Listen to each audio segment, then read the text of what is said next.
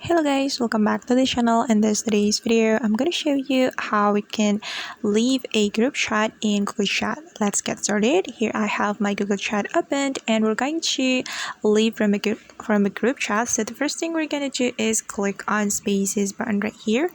Then we can select the group chat that we want to leave from it. And for example, I'm going to leave from this group chat, so we can tap and hold on the group chat like this until these options appear on our screen, and we can click on leave to leave the group chat, and we will get these questions and we can click on leave.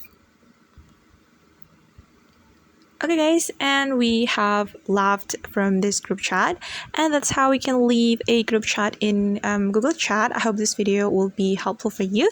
If you found this video is useful, don't forget to hit the like button, leave your comments, and also subscribe to this channel. See you on the next video.